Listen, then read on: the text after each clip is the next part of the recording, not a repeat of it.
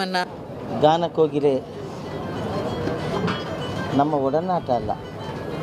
ನಾನು ಒಂದೇ ಒಂದು ಇದು ಮಾತಲ್ಲಿ, ನಮ್ಮ ತಾಯಿ ಸಂಗೀತ ಸಿಂಗರ್. ಅವರು ಬರೀ ಜಾನಕಿ ಅಮ್ಮವ್ರ ಹಾಡನ್ನ ಮಾತ್ರ ಹಾಡ್ತಾಯಿದ್ರು ವಾದ್ಯಗೋಷ್ಠಿಗಳಲ್ಲಿ. ನಮ್ಮ ತಾಯಿಯವರು ತುಂಬ ಫೇಮಸ್ ಆಗಿರೋದೇ ಜಾನಕಿ ಅಮ್ಮವ್ರ ವಾಯ್ಸಲ್ಲಿ. ನಮ್ಮ ತಾಯಿಯ ಕಡೆಯ ಏನು ಉಸಿರಿತ್ತು, ನಮ್ಮ ತಂದೆ ವಯಲಿನಿಸ್ಟು ಅಂದರೆ ಪಿಟೀಲು ವಾದಕರು, ನಮ್ಮ ತಾಯಿ ಸಿಂಗರು, ನಮ್ಮ ಅಣ್ಣ ಡ್ರಮ್ಮರು, ನಮ್ಮ ತಂಗಿ ಉಷಾ ಅವರು ಸಿಂಗರು. ನಾವೆಲ್ಲ ಆರ್ಕೆಸ್ಟ್ರಾ ಫ್ಯಾಮಿಲಿಯವರು. ನಾವೆಲ್ಲ ಜಾನಕಮ್ಮವ್ರನ್ನ ಹಾಡುಗಳನ್ನ, ಎಸ್ ಪಿ ಅವ್ರ ಹಾಡುಗಳನ್ನ, ಪಿ ವಿ ಶ್ರೀನಿವಾಸ್ ಅವ್ರ ಹಾಡುಗಳನ್ನ ಹಾಡಿ ಜೀವನ ಮಾಡ್ತಾಯಿದ್ರು. ಅದರಲ್ಲೂ ನಮ್ಮ ತಾಯಿಯವರು ಬರೀ ಜಾನಕಿಯವರು.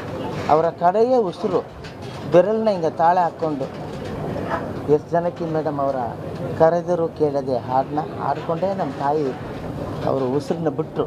ಅದನ್ನು ನಾನು ಇವತ್ತು ಹೇಳೋದು ಅಂದರೆ ನೀವು ಲೆಕ್ಕ ಹಾಕ್ಕೊಳ್ಳಿ. ಜಾನಕಿ ಅಮ್ಮವ್ರನ್ನ, ಜಾನಕಮ್ಮ ಅವರು, ಎಸ್ ಜಾನಕಿರವರು ಇಲ್ಲಿ ಮೈಸೂರಿನಲ್ಲಿ ಅವರು ನಮ್ಮನ್ನೆಲ್ಲ ಬಿಟ್ಟು ದೈಹಿಕವಾಗಿ ತೆರಳಿರೋದು ಒಂದು ಕನ್ನಡಿಗರಾಗಿ ಒಂದು ಕಡೆ ಸಂತೋಷ ಪಡಬೇಕೋ ದುಃಖ ಪಡಬೇಕೋ ಅರ್ಥ ಆಗ್ತಾಯಿಲ್ಲ.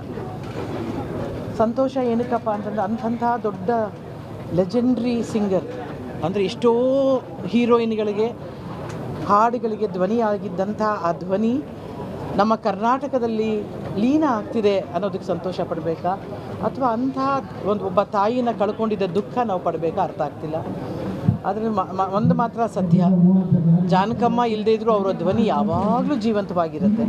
ಅವರ ಹಾಡುಗಳು, ಅವರ ನುಡಿಗಳು, ಅವರು ಮಾಡ್ತಿದ್ದ ಕಾನ್ಸರ್ಟ್ಗಳು, ಅಂದರೆ ಪ್ರೋಗ್ರಾಮ್ಗಳೆಲ್ಲ ಮಾಡಬೇಕಾದ್ರೆ ಅವರು ಎಸ್ ಪಿ ಬಿ ಅವ್ರ ಜೊತೆ ಆಗಲಿ, ಪಿ ವಿ ಶ್ರೀನಿವಾಸ್ ಅವ್ರ ಜೊತೆ ಆಗಲಿ, ಅಥವಾ ಸುಶೀಲಮ್ಮ ಅವ್ರ ಜೊತೆಯಲ್ಲಾಗಲಿ, ವಾಣಿ ಜಯರಾಮ್ ಅವ್ರ ಜೊತೆಯಲ್ಲಾಗಲಿ ಅವ್ರ ಪ್ರೋಗ್ರಾಮ್ಗಳು ಕೊಟ್ಟಾಗ ಆ ಪ್ರೋಗ್ರಾಮಲ್ಲಿ ಅವ್ರು ನಡ್ಕೊಳ್ತಾ ಇದ್ದಿದ್ದ ರೀತಿಯೆಲ್ಲನೂ ನಮ್ಗೆ ಅನ್ನಿಸ್ತಾ ಇದ್ದಿದ್ದು ಏನಪ್ಪ ಅಂತಂದರೆ, ನಾವು ಎಷ್ಟು ಸೀರಿಯಸ್ಸಾಗಿ ಅವನ್ನ ನೋಡ್ತಿದ್ರು, ಅವ್ರು ಅಷ್ಟೇ ವಿಟ್ಟಿಯಾಗಿದ್ದರು, ಅಷ್ಟೇ ಖುಷಿಯಾಗಿ ಹಾಡ್ತಿದ್ರು, ಅಷ್ಟೇ ತಮಾಷೆಯಾಗಿದ್ದರು ಅನ್ನೋದು.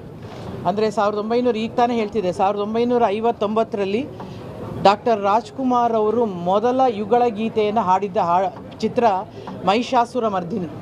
ಅದರಲ್ಲಿ ಎಸ್ ಜಾನಕಿಯವ್ರ ಜೊತೆ ಫಸ್ಟು ಹಾಡನ್ನು ಹಾಡ್ತಾರವರು. ಅದಾದಮೇಲೆ ಸಂಪತ್ತಿಗೆ ಸವಾಲು, ಆ ಥರ ಸಂಸ್ಕೃತಿಗೆ ಕೋಡು ಬರೆಸ್ಕೊಳ್ಳುವಂಥ ಒಂದು ಸಂದರ್ಭದಲ್ಲಿ ನಾವಿದ್ದೀವಿ.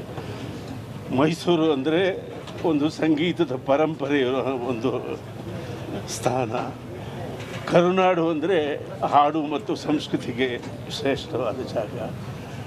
ಇಂಥ ರಾಜ್ಯಕ್ಕೆ ಒಂದು ಸಾಂಸ್ಕೃತಿಕ ಕೋಡು ಮೂಡಿಸ್ಕೊಳ್ಳುವಂಥ ಒಂದು ಸಂದರ್ಭ ನಮಗೆ ಒದಗಿ ಬಂದಿದೆ.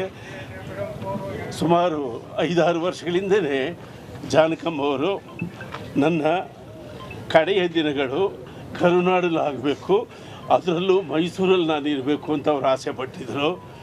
ಇಬ್ಬರು ಶ್ರೇಷ್ಠ ಗಾಯಕರು ಈ ಕರುನಾಡನ್ನು ಅಷ್ಟು ಮೆಚ್ಚಿದ್ದಾರೆ. ಎಸ್ ಪಿ ಬಿ ಅವರು ಕೂಡ ನಾನು ಮುಂದೆ ಹುಟ್ಟಿದ್ರೆ ಕರ್ನಾಡಿನಲ್ಲಿ ಹುಟ್ಟಬೇಕು ಅಂತ ಆಸೆ ಪಟ್ಟಿದ್ದಾರೆ. ಈಕೆ ಕೂಡ ಮರುಜನ್ಮದಲ್ಲಿ ನಂಬಿಕೆ ಇತ್ತೋ ಎಲ್ಲೋ ಗೊತ್ತಿಲ್ಲ, ಅದರನ್ನೇ ಕಡೆ ದಿನಗಳು ಮೈಸೂರಲ್ಲಿ ಇರಬೇಕು ಅಂತ ಆಸೆಪಟ್ಟು ಅವರು ತಮ್ಮ ಶಿಷ್ಯನ ಒಂದು ಫಾರ್ಮ್ ಹೌಸ್ನಲ್ಲಿ ವಾಸ ಮಾಡಿದರು. ಈಗ ಅವರದು ಪರಿಪೂರ್ಣ ಗಾಯನ, ಸಂಪೂರ್ಣ ಜೀವನ, 88 ವರ್ಷಗಳ ಒಳ್ಳೆಯ ಜೀವನವನ್ನು ಅವರು ಕಳೆದಿದ್ದಾರೆ. ನಾನು ಮೈಸೂರಿನ ಉಸ್ತುವಾರಿ ಸಚಿವರಾಗಿರ್ತಕ್ಕಂಥ ಯತೀಂದ್ರ ಸಿದ್ದರಾಮಯ್ಯನವರಿಗೆ ಈ ಮೂಲಕ ಒಂದು ಮನವಿ ಮಾಡ್ತೀನಿ. ಅವರು ದೈವಭಕ್ತರು, ಎರಡನೇ ಮಾತಿಲ್ಲ.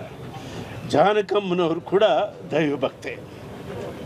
ಸಂಗೀತಕ್ಕೆ ಸಕಲ ದೈವಗಳು ಮಾನ್ಯ, ಸಂಗೀತಕ್ಕೆ ಸಕಲ ದೈವಗಳು ಮಾನ್ಯ. ಅನ್ಯವೆಂಬುದಿಲ್ಲ ಆನಂದಕ್ಕೆ, ಅನ್ಯವೆಂಬುದಿಲ್ಲ. ತುಂಬ ಒಂದು ನೋವಿನ ದಿನ, ತುಂಬಲಾರದ ನಷ್ಟ ಅಂದರೆ ತಪ್ಪಲ್ಲ. ಖಂಡಿತ, ಇದು ಖಂಡಿತವಾಗಿಯೂ ತುಂಬಲಾರದ ನಷ್ಟನೇ. ಕೇವಲ ನಮಗೆ ಗಾಯಕರಿಗೆ ಅಥವಾ ಕಲಾವಿದರಿಗೆ ಅಷ್ಟೇ ಅಲ್ಲ, ಕಲಾ ರಸಿಕರಿಗೆ, ಸಂಗೀತ ರಸಿಕರಿಗೆ, ಸಂಗೀತನ ಕಲಿಯೋರಿಗೆ, ಮತ್ತು ಇದು ಇವತ್ತಿನ ಒಂದು ಜನ್ರೇಷನ್ ಅಷ್ಟೇ ಅಲ್ವಲ್ಲ, ಹಳೇ ಜನ್ರೇಷನಿಂದ ಹೊಸ ಜನ್ರೇಷನ್ವರೆಗೂ, ಮುಂಬರುವ ಜನ್ರೇಷನ್ವರೆಗೂ